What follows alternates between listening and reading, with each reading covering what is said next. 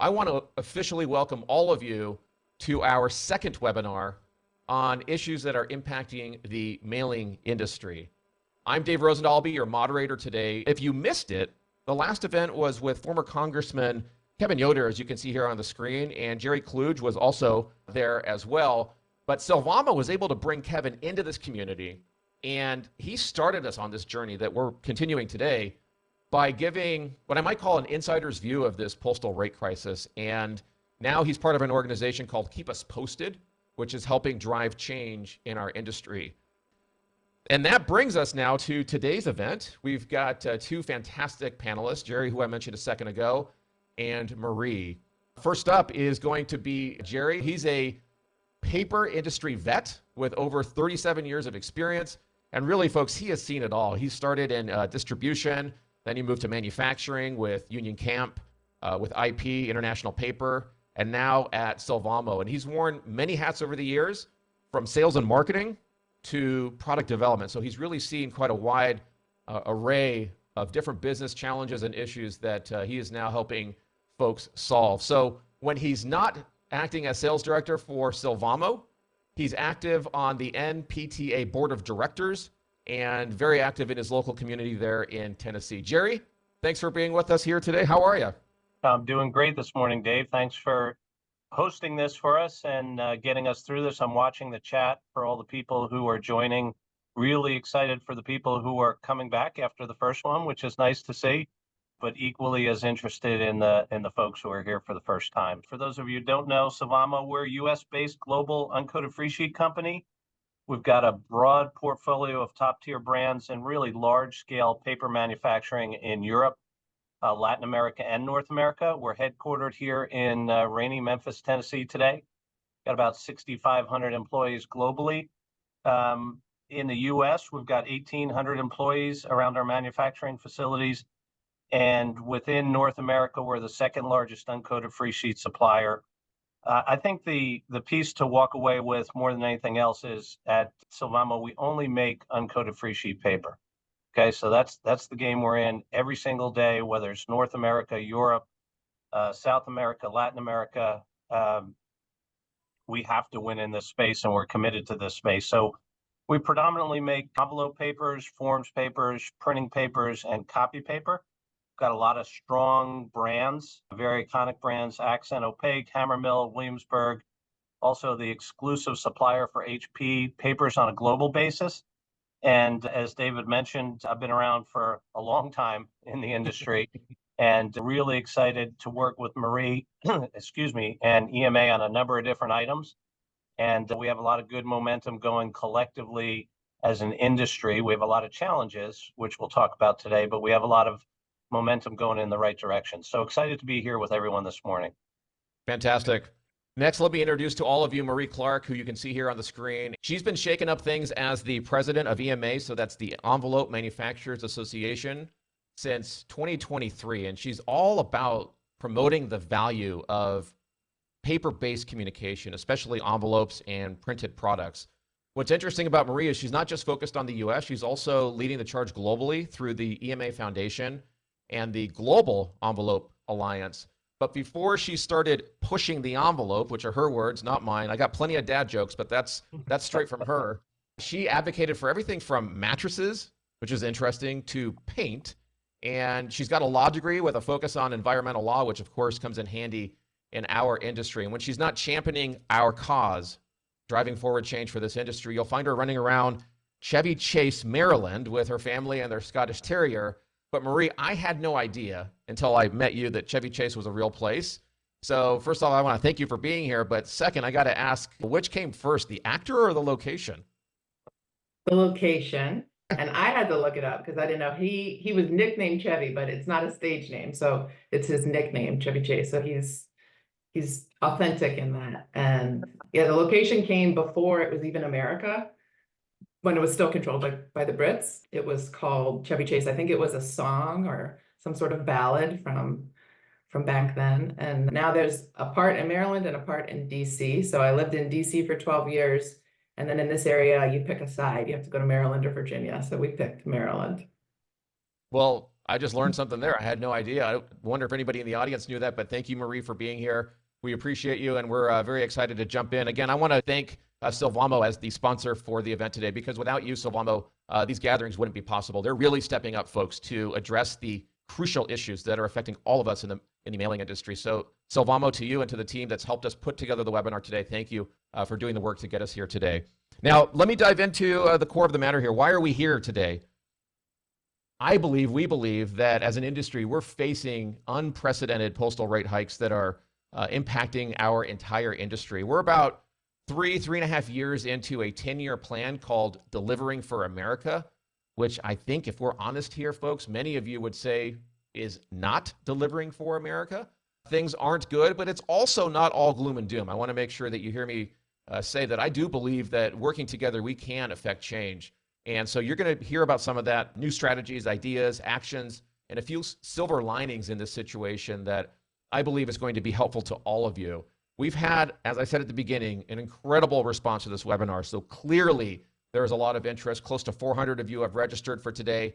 And as you registered, you may remember that you gave me your top questions. You gave us your top question for the panel. So we're going to jump into those questions, use those to guide our time together. Gerry, I'm going to bring you up first. Is everyone ready to get started? Give me a yes there in the chat. And Gerry, as I see those yeses coming in, Chris is excited, Cheryl's excited, Raymond, heck yes. Yes is Michael, Maria's, Tammy, they're just going by too quickly now. Everyone's excited to get started. So Gerry, I want to ask you, what makes Sylvamo's paper and what you do unique in the industry? And tell us a little bit more about your role as sales director and how it fits into what Sylvamo is trying to do.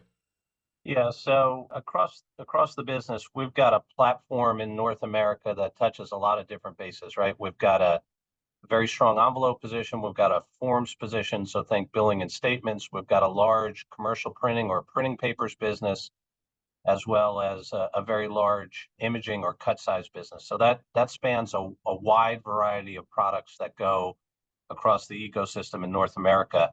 And, essentially a third of what we make goes through the Postal Service.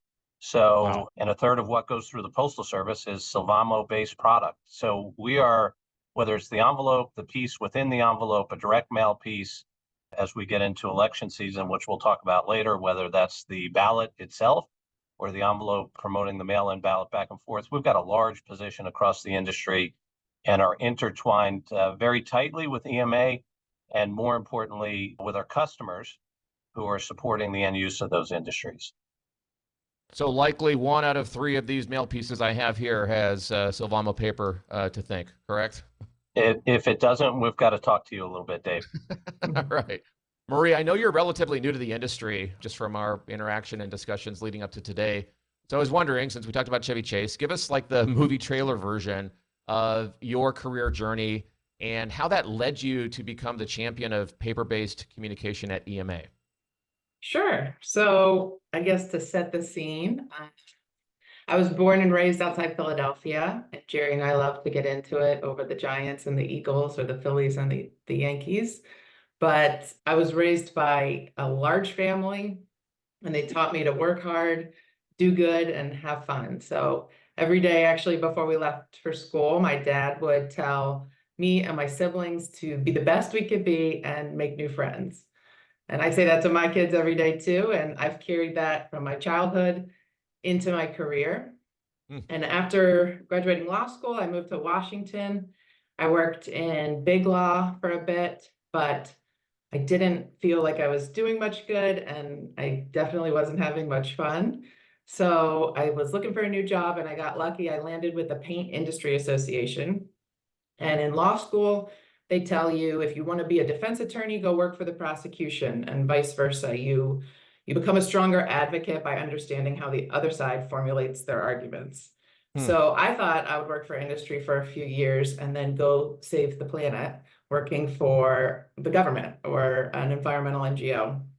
But I learned what I didn't know, which is the value of American manufacturing and the really powerful ways industry makes a difference for the better, everything from our environment to our economy and in the lives of Americans that use those products every day. And the most remarkable thing, I think, the reason I've stayed in industry associations my whole career is it's incredible to see competitors sitting around a table or on a Zoom, coming together to solve common challenges. And here at EMA, I bring a fresh perspective because I am new to pushing the envelope, and I love that pun, and new to postal policy, but getting to connect with people about the power of paper-based communications and hearing what the mail means to them is one way that I make new friends every day. And I don't know if that's a movie anyone wants to watch, but I was on a plane this week and someone asked if I was traveling for work or for fun. And I paused and I honestly answered both because it was a work trip, but I love what I do and the people I get to do it with. Well, Marie, thank you for joining the industry and thank you for doing what you're doing. We need, fresh new ideas, fresh new people entering the industry, and it's great to see you harnessing your skills and talents to help us try to solve these challenges. Gerry, I'm going to come to you next and just kind of ask you some questions around Sylvamo and EMA, since both companies are key players in the ecosystem here. Tell us a little bit more about how do you work with EMA? Why do your two organizations work together and why? Yeah, let me continue to paint the picture a little bit and then we'll get into that, Dave. So as we talked about, the vast preponderance of what we make goes through the postal system.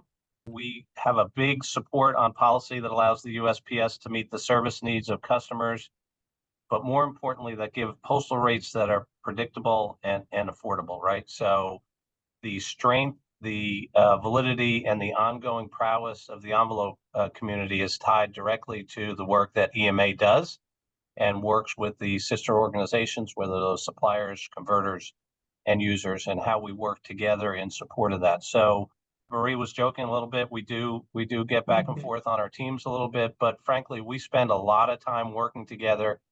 We've got people in our organization, Cheryl Chapman is one of them, who spends an incredible amount of her time working directly with EMA to support causes, not just for Sylvamo, but for the industry. Because as the industry does well, the rest of us will do well, right? So as we discussed on the last webinar, we're really concerned, right? There's unprecedented amount and speed at which postal rates have been increasing over the past few years. And it's absolutely had negative effects on mailers, envelope converters, paper manufacturers, how direct mail goes through the stream. And, we cannot do this alone. Our customers cannot do it alone. To Marie's point, we're really trying to work together in collaboration so that our voice on the Hill is united and stronger to the people we're speaking to. Marie, tell us a little bit about how EMA is actually achieving this mission of helping the industry address these topics, and maybe just give us a little bit of some of the key initiatives that you're working on and the research that you've been involved in recently that would be helpful to everyone here in the audience. Great. Yeah, I see a lot of EMA members on, but EMA is the world's largest association devoted to envelope manufacturing and paper-based communication. And we advocate for our members here in Washington and across the country, and as you mentioned earlier, around the globe. And our key concern right now is that our members depend on an affordable and reliable postal service. And the twice yearly rate increases have accelerated mail volume decline and threatened the jobs and revenue of the Postal Service and the entire U.S. mailing industry. We have a foundation, a true nonprofit for paper-based communication, which supports education and research. And we just last year produced the 2023 U.S. Mailing Industry Economic Job and Revenue Study, which, as Gerry mentioned, is conducted by Cheryl Chapman of Sylvamo. And that gives us some great data to be able to take into Hill offices, or when speaking with decision makers, we say that we are an industry of 7.9 million jobs. That's on par with or pretty close to large industries like the airline industry, the auto industry, that get a lot of attention and sometimes government bailouts. And we're not asking for a bailout, but we are asking for some help. And we have a job and revenue card that we use when we're talking to lawmakers on the Hill to help them see the job and revenue numbers broken down by state and even by their own congressional district. And we use this as sort of an introductory statement when we're talking to government officials to help them understand the size and the scope of this large industry. Incredible. And that's what we're seeing here on the screen right now. Is that correct? That's Yep. it. Okay. So folks in the audience, drop a yes in the chat. Would you like to get this document that you're looking at here on the screen? My understanding here is this will help you, as Marie said, arm yourself with what you need to know when you're speaking to legislators, other government officials, clients, your staff, et cetera. So if you'd like a copy, drop a yes there in the chat. I'll make sure you get that. Yeah, I see a lot of the yeses coming in, Marie. So we'll make sure we get all of that information out to you folks if you're interested. Marie, I think there's a lot of concern here. I saw somebody earlier in the chat saying, hey, get real, right? Frankly, there's a lot of concern and some confusion from our attendees about the frequency and the magnitude of these rate increases. So would love for you to walk us through the process that USPS uses to raise these rates. Specifically, how are they calculated? What factors are going into that? Because I know, as I saw all of the questions coming in as folks were registering, that a lot of people are wondering, how do we justify this? How is this justified, these twice yearly increases? And, is there any end in sight to what seems like just a continual set of rate increases? So can you give us, from your perspective, shed some light on the decision-making process and maybe touch on what you think the long-term outlook looks like for postal rates? Of course. So I'll start with the process for approving the postal rate increases. It starts with the USPS, and they submit to their Board of Governors a proposal for a postal rate increase. And we've seen 6 increases approved in the last 3 years. So typically the USPS, at least this Board of Governors, approves the postal rate increase. Then the USPS files that proposal and additional documentation with their oversight agency, which is the Postal Regulatory Commission, or the PRC. And I apologize if I'm using acronyms. I'll do my best not to.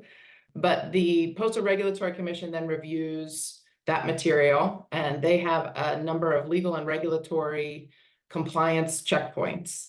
And it has passed their approval, again, the last 6 times.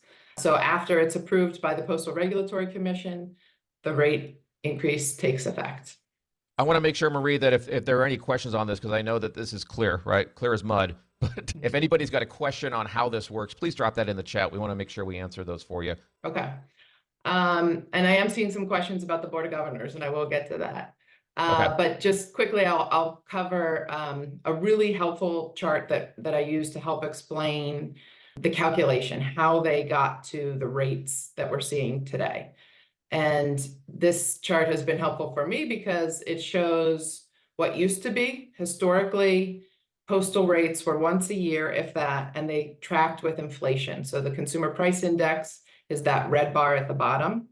The dark blue bar is what's called the density adder, and that's calculated based on the decline in mail volume. So this allows the Postal Service to raise rates to account for the loss of revenue with declining volume.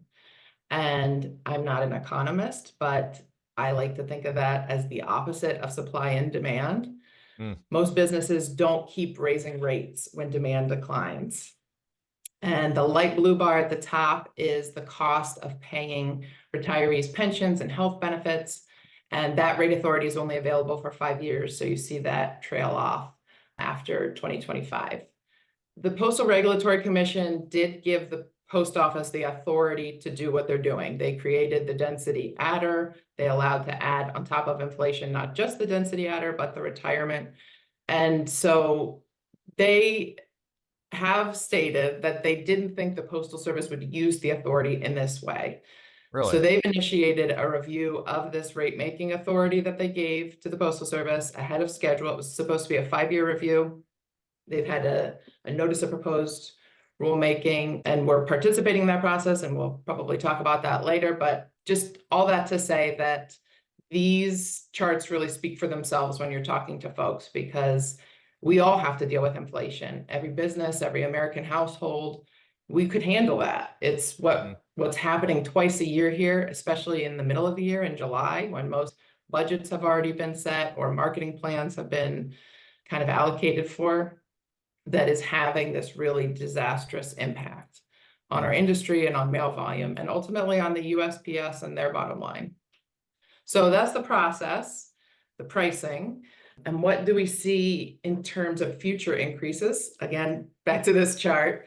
Last Friday, so a week ago, USPS announced that they would not raise rates in January 2025. So that was the 1.2, a very small little bar right there. Yeah. But that was welcome relief. for this industry and Americans that have sustained 6 price hikes in 3 years. I was at a PCC event, maybe some folks on the webinar were as well. I know Chris was actually presenting in the Twin Cities this week, and the Postmaster General was there, and he was asked about how he decided, what his thought process was for passing on the January increase. And he cited that inflation's down and that it was the righteous thing to do. Fast forward, also this week, USPS filed a statement with the Postal Regulatory Commission saying that they intend to raise rates in July 2025 and in January and July 2026 and 2027. So that message to industry remains clear that mail is going to cost more, a lot more, if things don't change.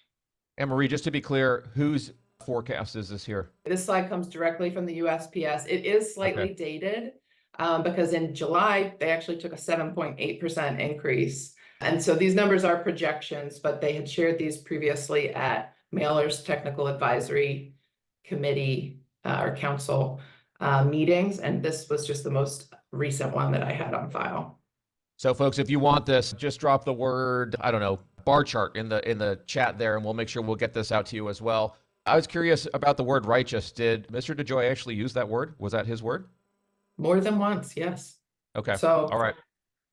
So let's talk a little bit more about the July increase that we just had there on the screen, because a lot of questions came in around that. I think that if I had to summarize what I saw in the questions and kind of the sentiment coming in from folks was that they're really, really worried about the future of direct mail. And then, of course, what that means to their business, the future of their businesses. So give us a rundown on what happened this summer. You had the numbers there on the screen. And what is EMA doing to address those increases, these increases? And what do you think we have to expect in 2025? I know what we see the USPS forecasting, but what do you think? Is there any hope of slowing these down or stopping these rate hikes? well, I consider myself a very positive person, but we do have our work cut out for us. But what we're doing at EMA is we're raising awareness and we're educating decision makers about the impacts of these twice yearly rate increases on our business, on the industry, and on USPS. And we talk a lot about the 7.9 million jobs that depend on a reliable and affordable postal service. We tell legislators and staff that the impact on their jobs and communities and within their states and districts is important. And they know that just as well as anyone. And we listen to them. What does mail mean to your community? What are you hearing from your constituents? Oftentimes, and this has really surprised me, but Hill offices report that the #1 complaint they get from constituents is related to mail. Amazing. So that opens the door to a conversation. And we at EMA offer our assistance. We have many partners across the industry that do the same. We have resources with the foundation, and we have a real willingness to work on solutions to these problems. We're not just criticizing. We want to be part of the fix here.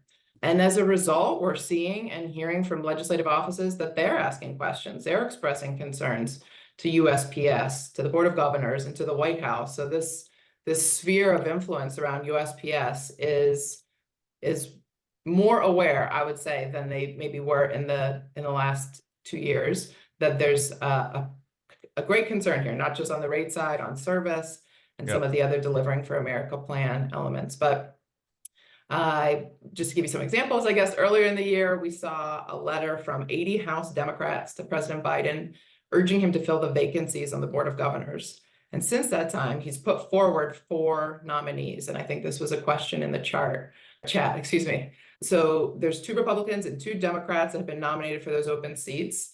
And we can talk a bit about, I guess, what that could mean for a new Board of Governors or a slightly changed Board of Governors. But we're seeing committees and subcommittees with jurisdiction over the Postal Service, so on Capitol Hill, calling the Postmaster General and others to the Hill to answer questions in hearings and sometimes in closed-door meetings. And just yesterday, I mean, I keep saying there's a lot happening, but it was just yesterday, the Postmaster General was before a subcommittee on the Appropriations Committee in the House to answer questions on election preparedness. But he got a lot of questions on his strategy and the results of his Delivering for America plan and his intentions going forward. So I definitely see legislators more engaged, more aware. They're even submitting comments. I mentioned earlier the Postal Regulatory Commission's rate-making review process. It's not typical that legislators involve themselves in the regulatory process, but we saw a letter from 4 House Democrats doing just that earlier, I think this summer. And we're seeing legislation introduced. So that's really what Congress is supposed to do, pass laws. And they're trying to solve some of these issues. And just in the last few months over the summer, we've seen the Stop and Study Act from Senator Peters, which seeks to require the USPS to stop and study the Delivering for America plan network changes specifically, and to submit a proposal to the Postal Regulatory Commission before continuing to move ahead. I think it was maybe 2 or 3 weeks ago, Senator Ossoff of Georgia introduced the Postmaster General Reform Act of 2024, which would require that the postmaster be appointed by the president, confirmed by the Senate, and would limit terms to 2 5-year terms. And that would be a change. It's an independent agency. So there's questions around what that would mean for their independence if they're appointed by the president and with Senate confirmation. But that's typical of most cabinet appointments and other really high-level government jobs. Then just Wednesday, Representative LaTurner from Kansas, right before actually the House, they left Washington on recess, he introduced the USPS Serves Us Act, which enhances the regulatory oversight so that the Postal Regulatory Commission, the oversight agency, can hold USPS accountable for things like service failures and excessive rate hikes. So that's a lot of legislation. It's a Friday. But all that to say that EMA is working with our partners in the US mailing industry to, like Gerry said, try to speak in a unified voice, make our voices heard at USPS, on Capitol Hill, before the Postal Regulatory Commission, at the Board of Governors, and we're trying to engage Americans to make sure that they get involved. This is all of our USPS. Maria, I saw an interesting question here in the chat, wondering if you at EMA are reaching out to the national press. The only coverage I see is about slow delivery, not about price hikes. For example, the Washington Post. What are your thoughts on that? We are. The Postmaster General actually criticized the Washington Post yesterday. He did, yeah. On the Hill, but we are, and it's getting national attention. It's been in the New York Times, it's been in the Washington Post. It's hard to get national attention on anything, as you can imagine. I mean, we're coming up against an election, there are wars, there are, you know, a border crisis. There's just all sorts of crises, unfortunately, that get national attention.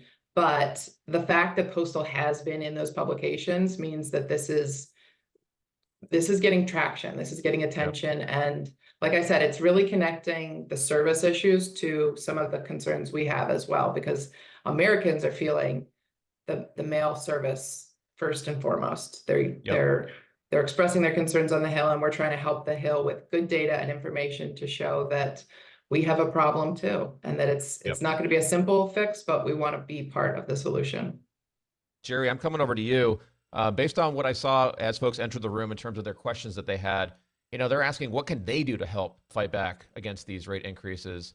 So Sylvamo is a major player in the industry, and I'm curious, what are you doing to address this issue with policymakers? And then kind of following that, what could a small business or the individuals here in our audience do to contribute to those efforts? Yeah, and I can see the sense of frustration in the questions in the chat. And so, you know, believe me, we feel the same way, right? As I've talked about before, we are, as Sylvamo, we only make uncoated free sheet paper, and we play in this stream in a significant way, right? So we have the same frustration. What we're trying to do with Marie and others is turn that frustration into action and the ways we can help. So we work really hard to raise the issue with policymakers, right? We've got government affairs officials in DC that are lobbying literally on a weekly basis, not only on postal rates, which is, you know, exactly what we're talking about today, but the extended producer responsibility and the EUDR, 2 items which are coming at us fast and furious. We've got a number of executives based here in Memphis who work regularly on the issue. We talked about Cheryl Chapman before, who spends the predominance of her time working on this.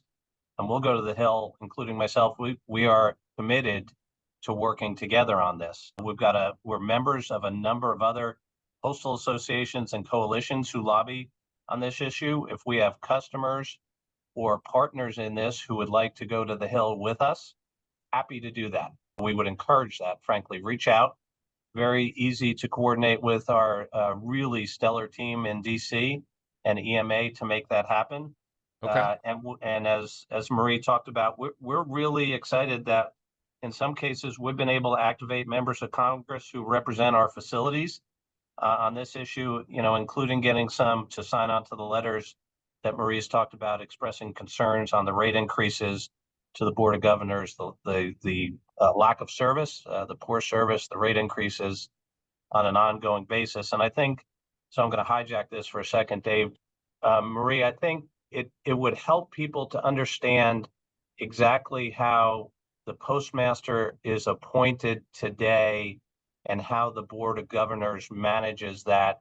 I know we talked a little bit about where we want to go on this potentially, but I think it's important for people to understand the game that we're playing now, given the rules that we're playing under. Sure. Right now, the Board of Governors has two jobs: to hire and fire the Postmaster General and to approve or disapprove rate increases. So they are the only entity that can hire or fire the Postmaster General. It can't be the White House, it can't be Congress. And that, I think, has frustrated Congress and maybe even the White House, because there have been Congress people who have called for the Postmaster General's resignation. So that's how he's appointed. He reports to the board, but he's also a member of the board. So we've found communicating with the Board of Governors to be challenging. They don't have email addresses. They do have public meetings, but for the last year, they haven't accepted public comments at those meetings. You just observe their meeting. So that's unlike a lot of agencies that I've worked with in other contexts. Most government agencies or employees or even appointed members take public comment. They want to hear what's happening. And so I think that's where there's a disconnect. And we're doing our best to get in touch with the Board of Governors. We had an email campaign over the summer, right before the July increase, to urge the Board of Governors to exercise business judgment to not raise rates. We sent 2,485 emails to the Secretary of the Board of Governors, who works at USPS. So I'm sure he was very happy with that. But it's it's showing that we're frustrated, but we don't know how to communicate, because that's not how we should communicate. We should be able to engage more openly. Right. So I completely understand people's frustrations. It's something that's kind of surprised me as I've entered this realm. Folks in the audience, you heard Gerry make an offer to you. If you want Gerry to take you to the Hill, Jerry's going to personally take you around, right, Gerry? But Absolutely. Joking aside, yeah, you would? Okay, well, Absolutely. Put it in the chat. Gerry, take me to the Hill if you would like to find out more about that, and we will make sure to follow up with you after the event. So, Marie, I'm going to come to you here on one of the questions I saw from the attendees. As I mentioned earlier, we received hundreds, and really they want to know what are the specific actions that they can take, that the folks here in the room can take to support your efforts, as well as hold USPS accountable. What can they do? I love to hear it. Action is the antidote here. So I don't want to overlook the opportunities to engage with USPS. And at EMA, we want to work with USPS. And you can get involved, and we are involved at the Mailers Technical Advisory Council. There are local postal customer councils. I mentioned the event in the Twin Cities this week. It's a great way to engage with local USPS staff. And there's the events like the National Postal Forum, which I'm sure a lot of folks on this webinar attend or have attended. Yep. So we want to continue to work with USPS. Staff are trying to solve problems and deliver the mail. And so we need to remain engaged and supportive and work with management and leadership to the extent that they want to work with us or they're open to our feedback. But because they haven't been very open to that feedback, you can engage your elected officials. They work for you, and they want USPS to work for everyone. So you can visit congress.gov, plug in your zip code, and find contact information. You can send a letter to your member of Congress. You can call them. You can invite them to visit a facility. That's a great way for them to get a real understanding of the people, the process, the product, and the impact that these twice yearly rates or other issues related to the Postal Service or elsewhere are having on your businesses, and to build that relationship. On the Senate side, You could urge them to support the nominated governors. The senators have to hear, the committee has to hear those governors, and then the Senate has to confirm them.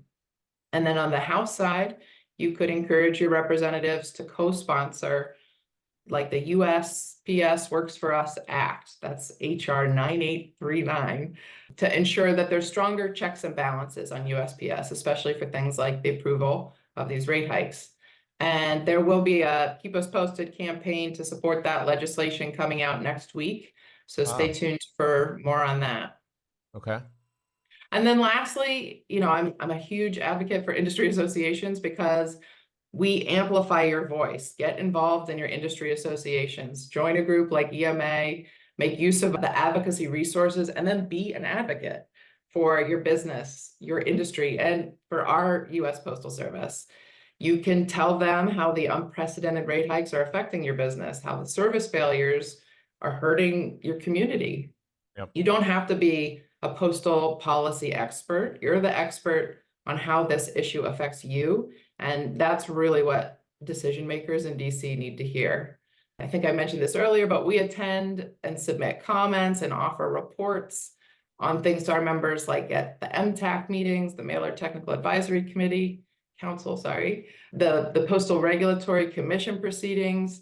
We share information with the USPS Office of the Inspector General, who does a great job auditing and offering recommendations to USPS about how they can improve.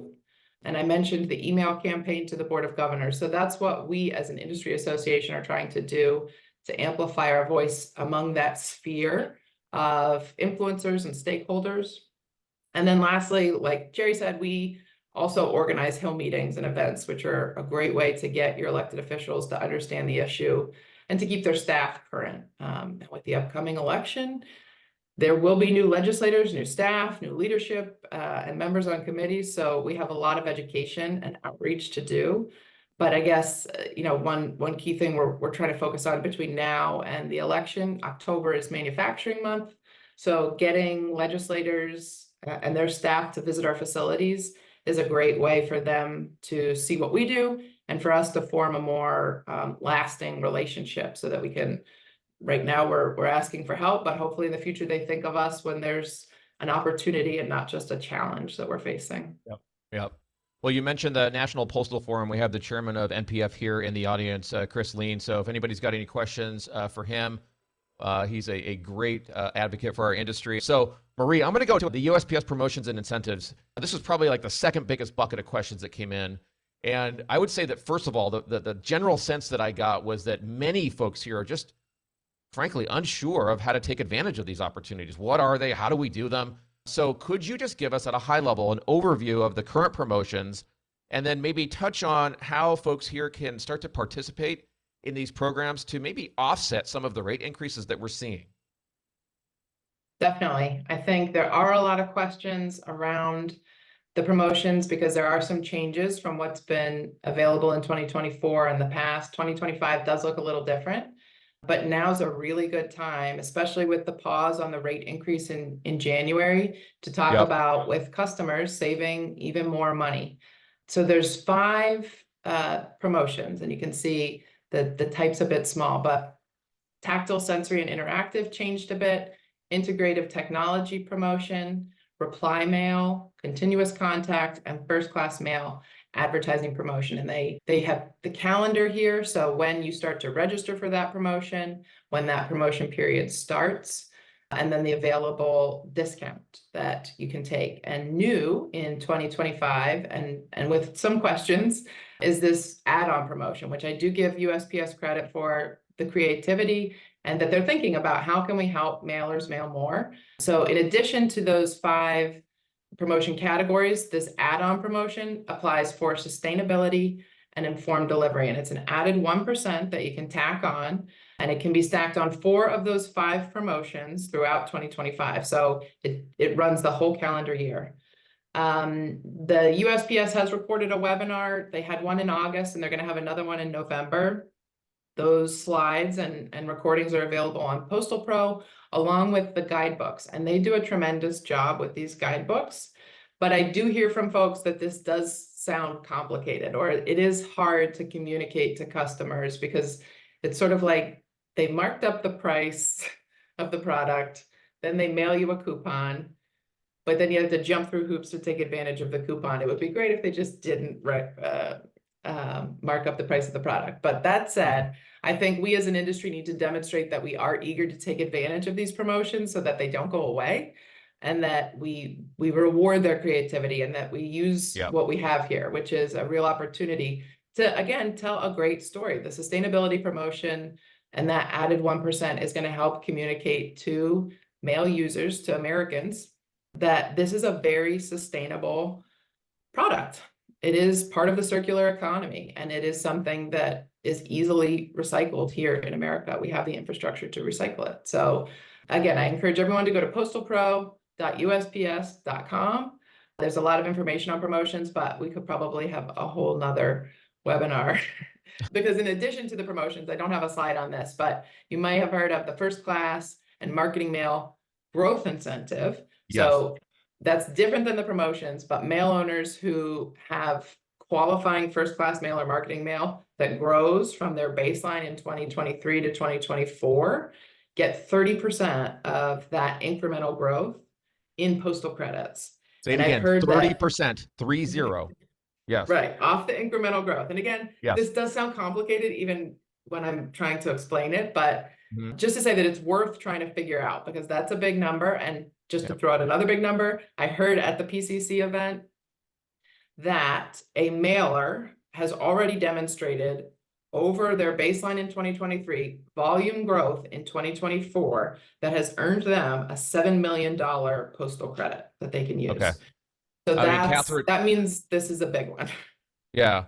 Catherine, I see you saying the discount isn't enough to deal with it. So I know that there's that view. $7 million is definitely motivating to many, I'm sure, if you have that volume. I see another comment here. The USPS promotions are essentially meaningless.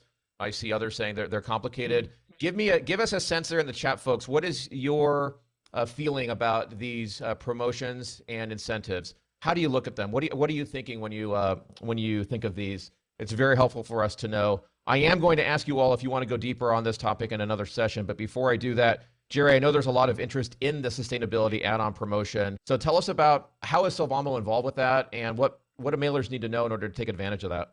Yeah, before I go back to that, Dave, though, I think we've talked a lot about industry voice, industry coalition, education here. So I'll just kind of level set again. We're really excited as Sylvamo to host these webinars, but this isn't really a Sylvamo commercial, right? We're going to win as an industry together. And when we go to the Hill, when Marie and her teams go to the Hill, we have competitors going arm in arm, whether that's at the converting space, the printer space, the supplier space, have a unified voice on this. So while we get frustrated, just like everyone else does, around the Postmaster General, the way the communication is, the opportunity or lack thereof to have a solid line back and forth there, as well as the confusion and difficulty of the promotions, it's what we have to work with today. So to Marie's point, the better we can work together on these things, the better opportunity we have to have a unified voice and a louder voice for that to be heard. Now, that being said, at Sylvamo, all our papers are either SFI or FSC certified, so they apply for the 1% add-on. Marie talked about the need for a tag on to one of the other promotions other than the reply mail promotion. And frankly, we continue to work together to understand more about the sustainability portion of this add-on. This is an ongoing education that we try and provide to our customers in the chain on what works and what doesn't work. And the next USPS hosted webinar is on the 14th. And that's going to give even more detail. That's November 14th, more detail on the 25 promotions. And we'll include that additional information in our next webinar. But I would say this, whether you're a current customer of ours or not, use us as a resource for information. That's what we're here for. We're trying to add value through the chain for the direct mail and envelope community. I see Brant here saying a webinar on the promotions with details would be helpful. So, all right, now is the time to be super selfish, folks. I want to make sure that we get to as many of your questions as possible. Maria, I saw this come in from a lot of people in advance of the event. They want to know how much has mail volume declined in the recent past, especially given what happened in July with the postage hike. So can you share some information around the overall decline and then specifically what happened after July? Sure. Well, I love this chart, and I have to give credit to Steve Kearney from the Alliance of Nonprofit Mailers. He pulled this together from USPS sources, their cost and revenue analysis, and then their 2024 integrated financial plan. So this shows that outside of the Great Recession and the COVID-19 pandemic, Okay. that mail was declining at about 2.4%, which is manageable, and businesses could plan for that. Of course, we're a resilient industry and a resilient country, and we survived the Great Recession. We've survived the global pandemic, but now we see this self-inflicted wound from our own USPS. That's those two bars you're circling there. 2023 in the blue was a 9% drop in mail volume. And then 2024, and this came from the 2024 integrated financial plan. So it's in red because it was projected. So at the time, that was before the July rate increase took effect, or maybe even before the exact 7.8% number had been forecasted. But it just shows that we're in a real spiral.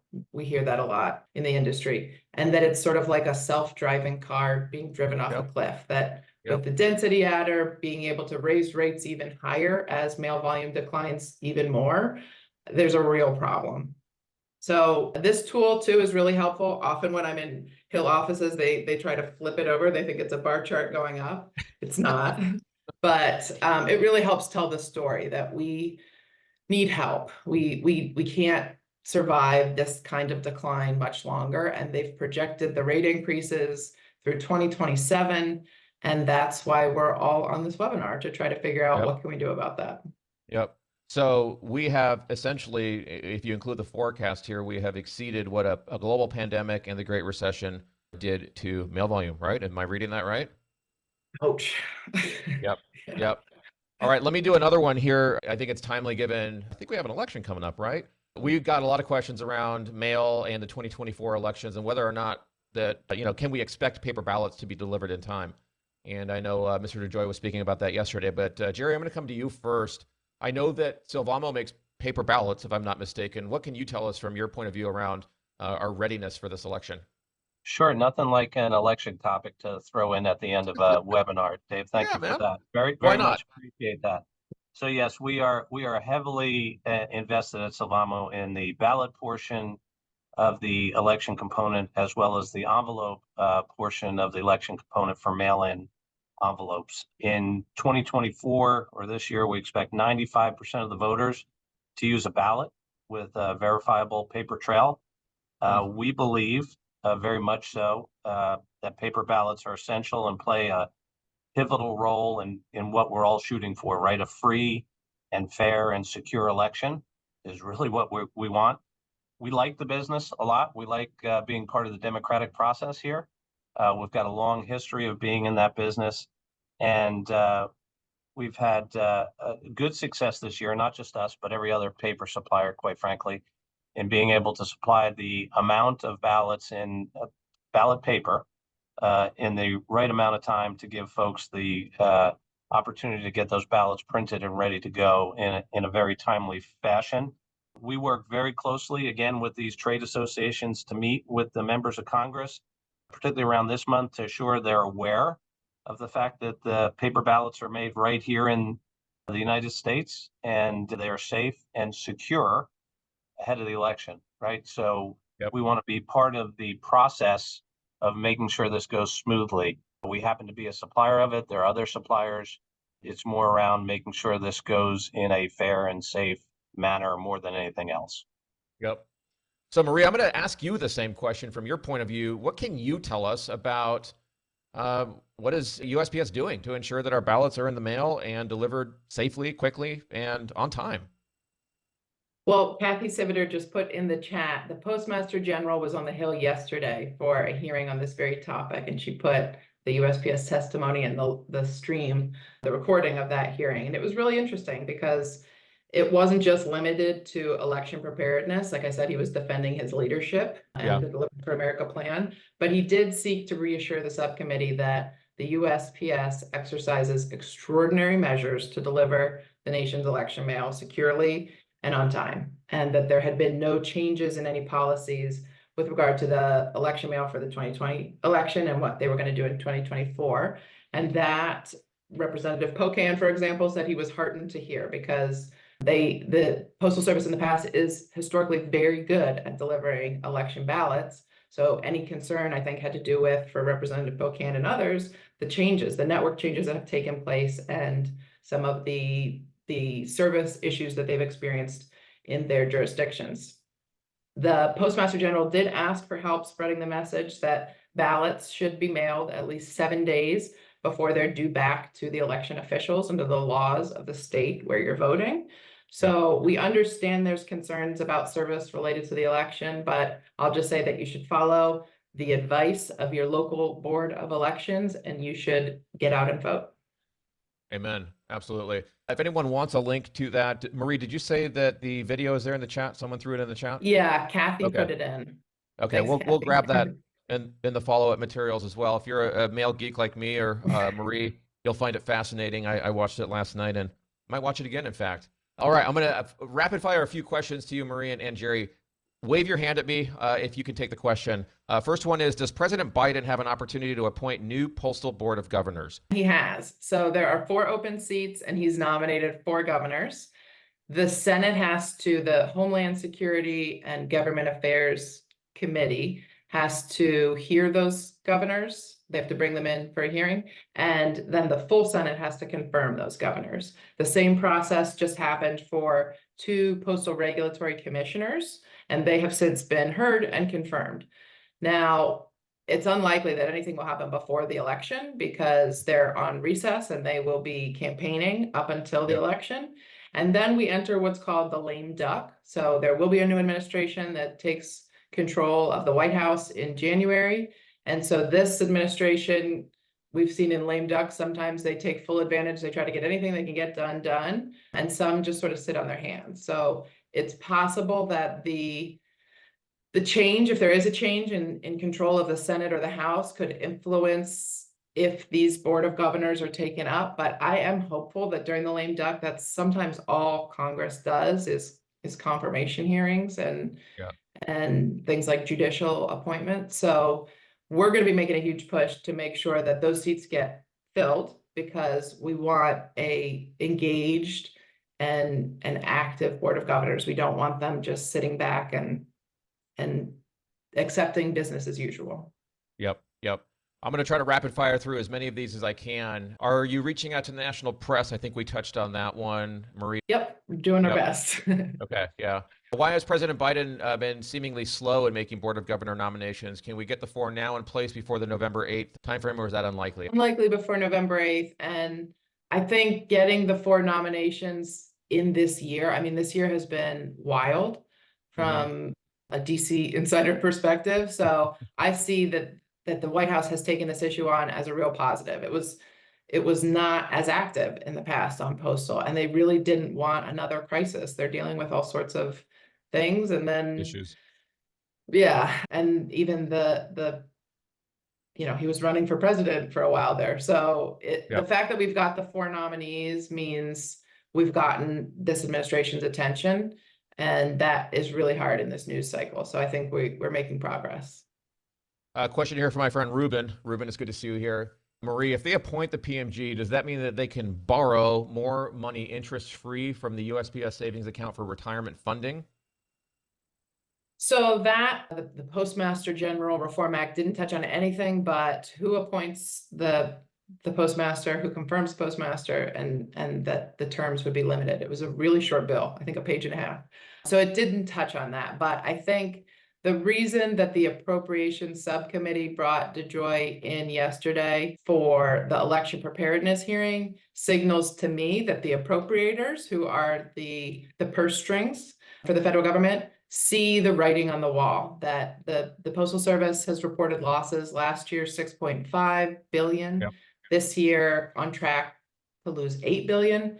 this is not going in the right direction when they're expected to break even. It's nearly impossible that they will break even. So it looks like a government bailout is on the horizon, and the appropriators are trying to get their, prepared. They're trying to get their arms around this before it gets to a bailout.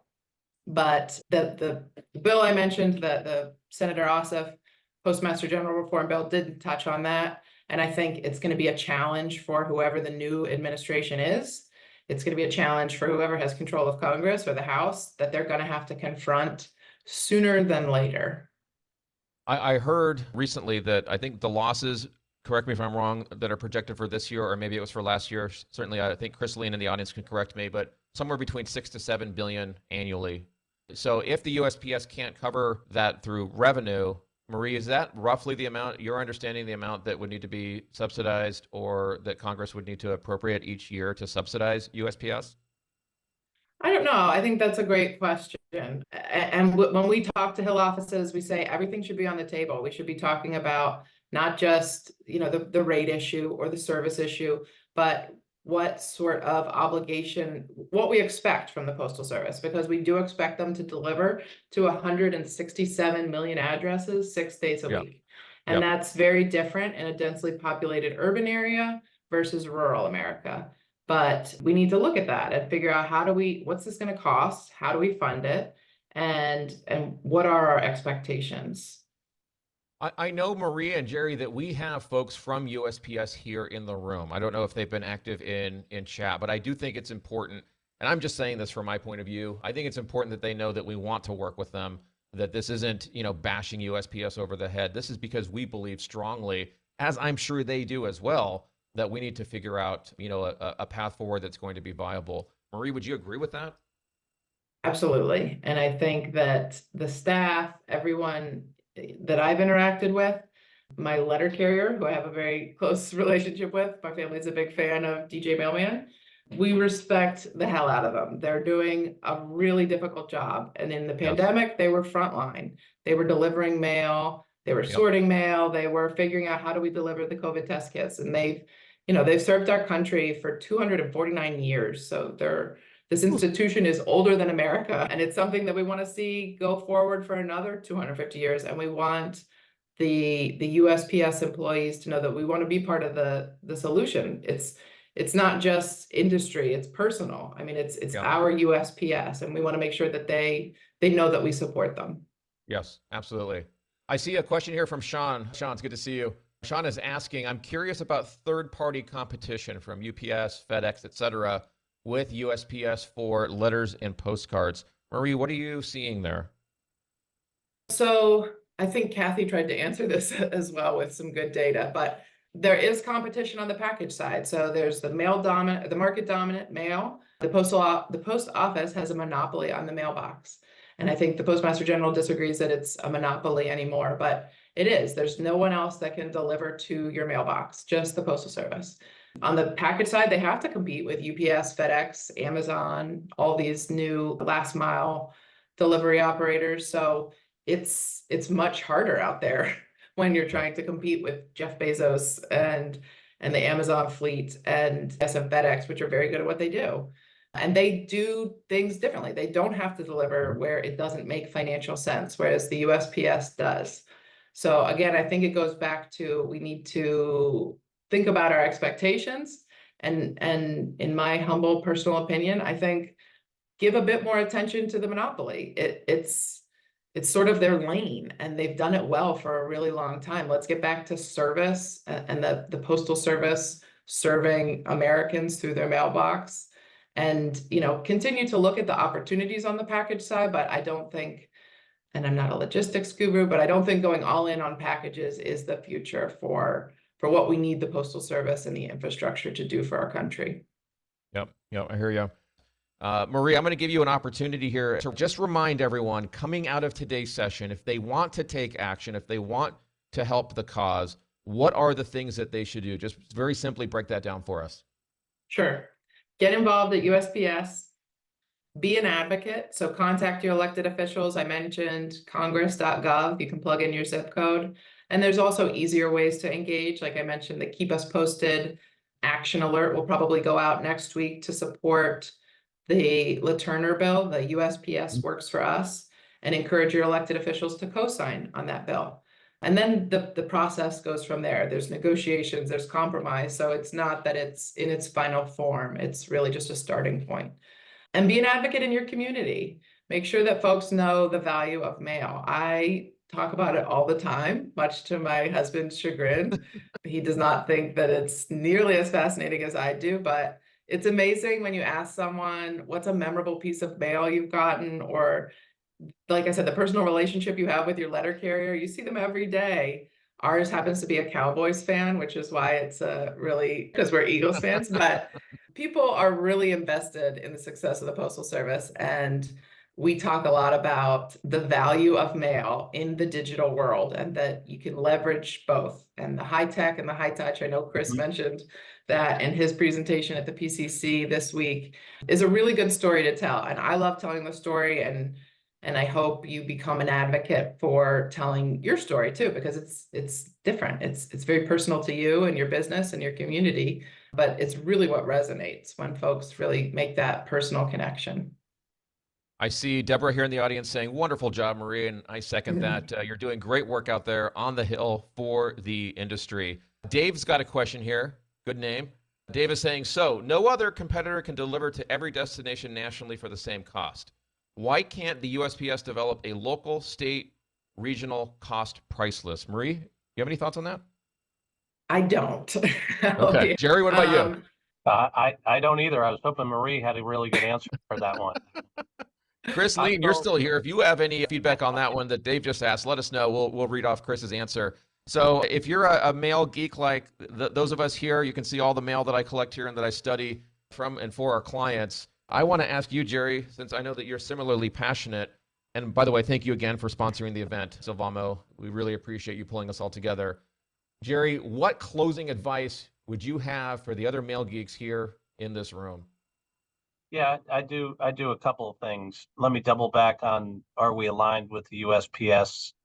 Back to Marie's point earlier, right? That is the fabric, part of the fabric of America, right? The mail delivery on an ongoing basis. So while a healthy competitive spirit requires us not to always agree on everything, it does require us to work together on things. So we're completely aligned to try and work together with our coalition partners and the USPS to come up with an ongoing manageable solution that provides the service and the cost that makes sense for everyone. The second part to that is, Marie covered a lot of it. I'd say if you have a question, pick up the phone and call us. We can help direct you to the right people. We'll be happy to be part of the solution with you. We'll be happy to participate in a big way. This is, I go back again to, this is what we do. The product that is carrying the mail, that is all that we make, right? So we're completely committed to it, and we'd be happy to help in any significant way or any minor way. We're phones on 24/7. Pick up phone, call us, and we'll help direct you where you need to be, or we'll participate and bring you along with us to whatever event or communication you want to participate in. Very interesting comments here. Thank you, Gerry. From Chris, the USO, the Universal Service Obligation, and the costs needed to be fair and equitable. I think this is going back to the previous question I lobbed at you, Marie. Title 39, it would need to change if you want different pricing for rural versus urban. I want to read yours, Brenda. Brenda, it's good to see you here. Brenda says, thanks for the meeting and supporting the success of the Postal Service. I'm just as vested. From listening to this webinar, I'm not surprised there is such a gap in understanding the promotions. The promotions are complicated and people don't have time to learn. That's true. I spend a lot of time onboarding customers to use the promotions, and you may want to think about a solution to help out customers on board. I have ideas, but this is for another call. Brenda, please reach out to me, and if you know Chris Lean as well here, we'd love to talk to you more about that. Marie, remind me, last night when I watched Mr. DeJoy, I believe someone asked him, what would a first class stamp need to raise to in order to cover costs? Do you recall that question? I do, and I don't recall his answer, so I'll have to go back and watch it. Yeah, I want to say that he said $1 north of $1. So I don't exactly know. Does that mean closing in on $2 or what? Yes, over $1, right? Vinny, Chris says it would need to cost between 150 to 2. Yeah, that's kind of what I thought.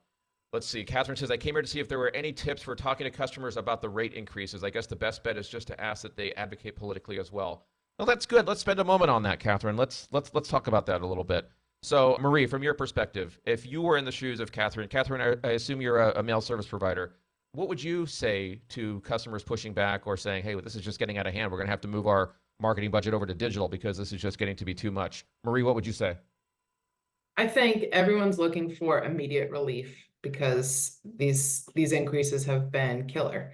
And we're seeing that from customers. They have other options and they might not get as high an ROI on some of the digital options, but they go try them anyway. And there's a lower barrier to entry, or at least a lower cost to try those things than to come back to mail. So we see the January pause as a real opportunity to engage your customers and say, we're getting some relief, we're working on this. And at the same time, let's leverage some promotions and let's talk about the ROI. Let's talk about why mail makes such an impact at the mailbox and in the home. So I think it's all part of the conversation. And we've seen our members that have come to the Hill or that are talking about what we're talking about at MTAC, just to say, look, there's a lot going on, the PRC, MTAC, the Board of Governors, but we've got folks on the ground having those conversations, representing our interests. So we want you to know that we're looking out for you too, as our customer, because we want this to work for everybody. And so I think just, you read the room, you see what you think you can get them on.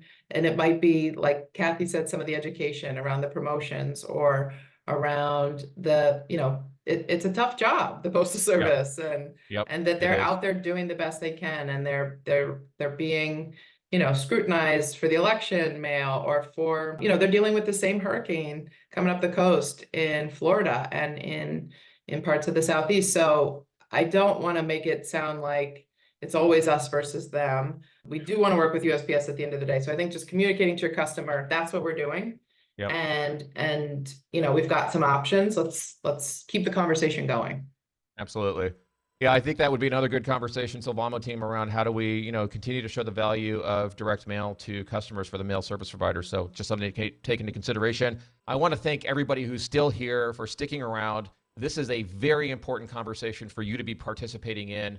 And as you've heard from the group today, there's a lot that we can be doing. So I want to extend a special thanks to you, Gerry, and the entire Sylvamo team for making today's event possible, as well as the one that we had with the congressman just a little ways back. And thank you, Marie, for being here with us, sharing your time, your insights, and your expertise. We really appreciate it. It's clear that we're facing a lot of challenges. I mean, as a world, we're facing a lot of challenges, right? But it's also encouraging to see that there are passionate advocates in this group who are willing to work hard to protect and, strengthen the mailing industry. So stay informed, folks. Leverage those postage promotions and incentives. Make your voice heard. Join the community here. So that together we can help shape a more positive future for the industry that we love. As Marie, you just said, mail remains a very powerful and effective channel. And so for those of you who are talking to customers, know the data, be able to talk effectively around that, to continue to show them the value of the mail that you're doing from them. My friend Chris Lean here talks a lot about, the volume's going down, right? But we need to move the conversation from volume to value. And so for those of you who can really hone in on understanding the value that you're providing your customers, what's the purpose of that piece that you're doing for them? Yes, price is important, but what's the purpose of that piece? The closer you can get to that, the better you understand that for your customer, the easier that conversation can be. I believe that together we can all continue to ensure that we're delivering that kind of value to our customers and to our constituents, to those that we service. So Marie, I want to say thank you again. Any closing words for the audience before we end our time here together today? No, as you can see, I could talk about this all day. So these are my people that they hung on till almost 25 minutes after the webinar. So thank you for your interest, your engagement, and I think we're really moving some hearts and minds. We're moving in the right direction. So let's keep it up. So please, folks, connect with Marie, connect with Gerry, connect with me, whoever here that you have something you want to follow up on or talk about. Stay tuned for the follow-up resources that we promised all of you, all of the information that Marie has compiled and Cheryl and the team at Sylvamo have compiled, all of the things that we talked about today. You will get in a follow-up email from us. And with that, I want to thank everybody for being here. Thank you for sticking around. From me and the team at Sylvamo and for Marie, thank you all for spending your time with us today.